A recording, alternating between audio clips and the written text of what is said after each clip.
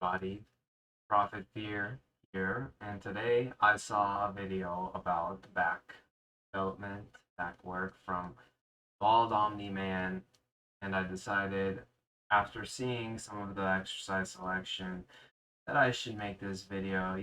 I saw that he put T-bar rows as a rule of thumb as a lat specific exercise, and that made me smirk because I've always done T-bar rows or the rear delts and the traps and the upper back. But again, this is just general guidelines for people who don't know too much about joint movement and muscle function. But some people, maybe one person, has questioned how I can do rows for my side delts, which are a favorite exercise of mine. And I don't like to say this is the best exercise for this or that, but I will say this, that no exercise ever has consistently given me side delt DOMs except for the side delt row. And honestly, not even the cable version, just the barbell side delt row has given me some older shoulder. Right? I'm gonna explain with biomechanics and visuals how you can use rows to build big ass round boulder delts like me. Right? Let's get started. All right. So here we have the functions that we need to know to be able to do side and rear delt rows. So the first function I'll show is transverse abduction, which is described as lateral, which is the side, movement away from the midline, the body in a horizontal plane, moving the upper arm away from the chest with the elbows facing down. And second, we have transverse extension, which is also lateral movement away from the midline of the body, horizontal plane, moving the upper arm, the humerus, right? The humerus bone, it has your upper arm around it, away from the chest with the elbows out, out to the sides. Both of these typically accompany shoulder retraction, right? This function right here, this is retraction, right? So they accompany that. Okay, so a quick visual. What they're saying is to hit the side delts and the rear delt, you want to bring your elbow, start out here, right? As you come up, you want your elbow drift down visually, or back, down, back visually, right? And if you do this, you will notice a very strong contraction in your side and rear delts. A lot of side delt action there going on, right? But to do transverse extension, you keep your elbows out, right? So as you come up, elbows come out. And by staying in this outward position, you will feel a lot of tension in your rear delts. Okay, so we basically already have the tools to do side and rear delt rows. But what do they look like? All right. And as a quick point, guys, anybody that says you can't do that with a barbell is not a critical. It says nothing about hand placement, forearm positioning, or anything like that. It just says moving the upper arm away from the midline of the body with either your elbows down or back versus out to the side like this. There is nothing there about apparatus, grip width, nothing. So, yes, you can use a barbell for both. Okay, first example. First example.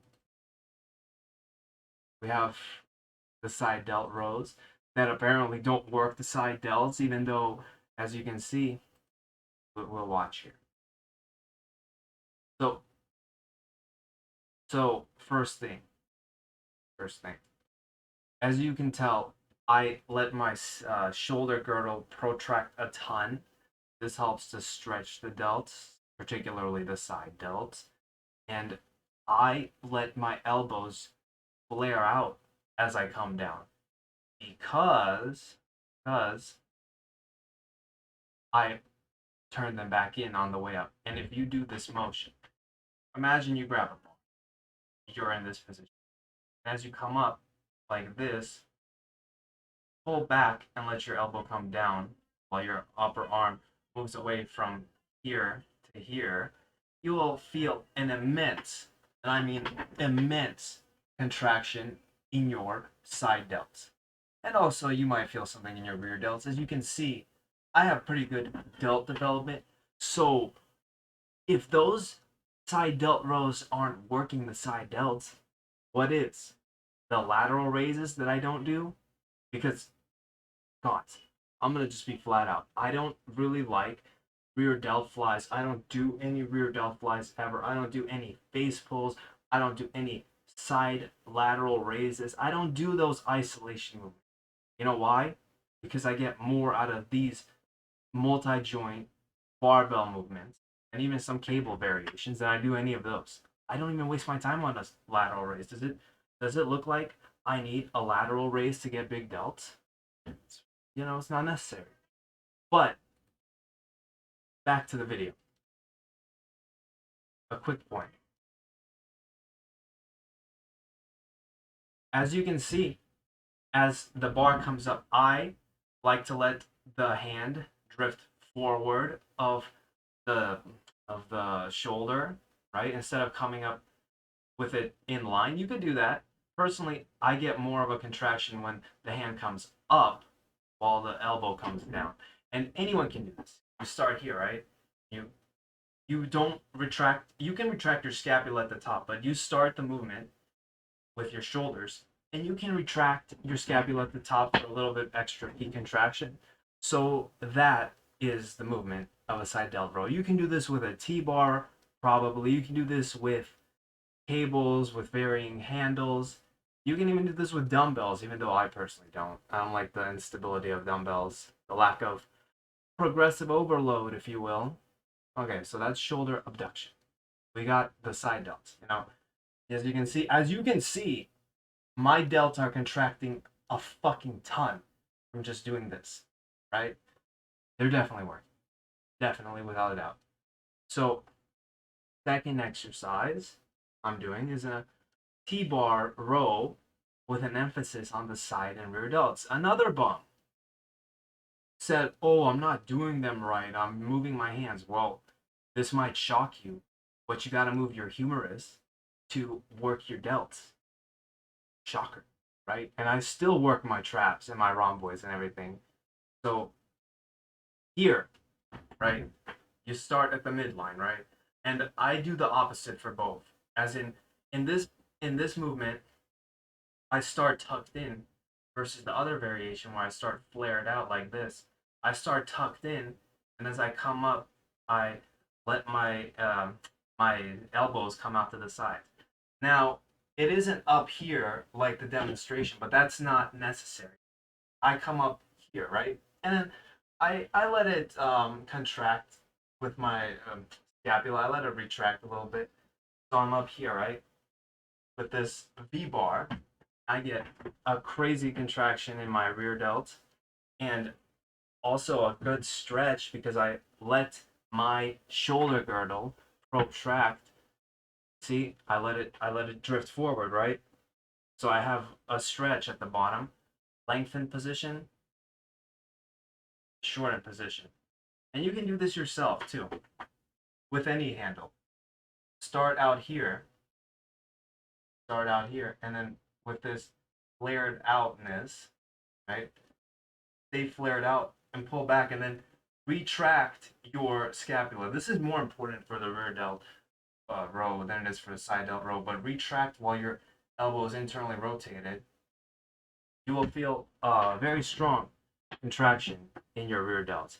Now, people say, well, snatch grip rows work the rear delts more. They do that.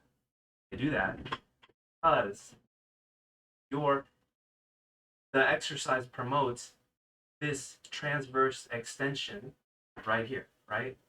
See that? Boom. it promotes that movement. It doesn't promote extension of the shoulder like that. It promotes extension on the transverse plane.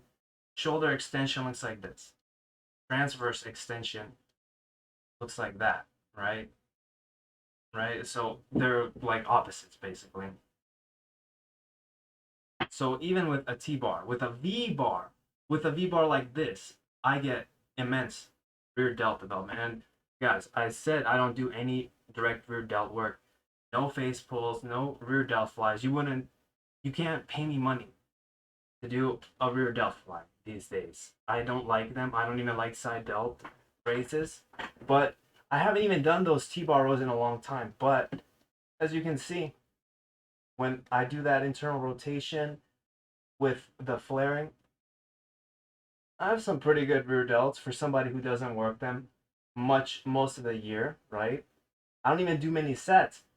With this exercise, I might do 3 sets in a workout, and that's the rear delt workout, and I'll get rear delt DOMs from those 3 sets like this, right? I mean, just imagine if you do it with a straight bar, it's even easier, right? So you're out here, then you retract, boom. You see how much my rear delts are contracting? They're physically rock hard. Like you can see the separation now in the rear delts versus this. You see a little bit more of a contraction in the side delts. All right, I'm gonna start doing those again for my bulk because I want more shoulder development overall. You know, my side delts grow pretty well, but I could use a little bit more rear delts, just a little bit more. Three sets a week isn't too much. So we have that. And to further cement how the articulation of your shoulder is critical for biasing muscles, what is the way to hit your lats? Well, I showed it earlier. Instead of transverse abduction or transverse extension, which are both on the transverse plane, you need shoulder extension, which is on the sagittal plane, right? Instead of horizontally, it's front to back like this. So visually, if you come up here, this pullover is the quintessential example of shoulder extension. You come up here and then you pull back down like this. If you do that and let your elbows come behind your body, you will feel an immense contraction in your lats. And you know, some other muscles. Anyway, so how do we do that, right? Well, in this video, I'm doing lever rows, and people like to say rows aren't good for the lats. Well, it depends on what kind of row you're doing. Obviously, if you're doing these kinds of rows for your rear and side delts, they might not be the best either, right? You have to know what you're doing. But if you watch carefully, I stagger my body, I open it in a way that lets me pull my elbow back into this position, right? And then in a straight line, I come up like this. And that puts a lot of tension on your lats, right? Your wings. Also, this exercise works your traps and your spinal erectors a ton, you know. There's a lot of tension going on here. And you see these veins everywhere? I'm still pretty lean, even with all of these the bulking, honestly. So there you have it, guys. And also for the fourth one that I'm not going to show, to bias the traps and the rhomboids specifically, you want to bias the movement of protraction and retraction. Lats are flexion, extension, like that. Side delts are transverse abduction, like that. And rear delts are transverse extension, like that. But there's generally shoulder retraction in all 3 of those, especially the transverse extension. Personally, I need to do shoulder retraction to get the final contraction of the rear delts, which are kind of tough to feel. Anyway, guys, I hope this has been a good lesson for you to understand how you can make any exercise work any of those specific muscles that you want. Traps, lats, side delts, rear delts, all of those can be done with rows. And that's why me and other people have said in the past that rows are a general superior builder than a pull up. And it's mostly true, you know. Pull ups, you don't have the utility of articulating like this or that or bringing your elbows in this position like that. They're more limited, but they have more shoulder extension. You see, this is a good exercise, but the shoulder flexion, the range of motion here, this is as far as I can get it, basically, you know?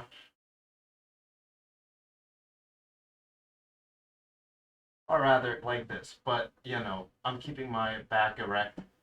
So I get a decent stretch and then a decent contraction, but with a pull up, you come out all the way into flexion, mostly all the way. And then you can come into mostly most of the shoulder extension. Now, this exercise has the advantage of a more shortened shoulder extension position in the pull up, unless you're doing a sternum pull up like this, right? Which most people can't do, or you're doing lat pull downs, the sternum. Those are really good for the shortened position of shoulder extension. So these also have utility in a way that general regular pull ups don't. But anyway, guys, I hope this video has been informative. I hope you take something away from it and start doing shoulder side delt rows instead of stupid ass side delt lateral raises, which I don't like. Anyway, guys, see you later.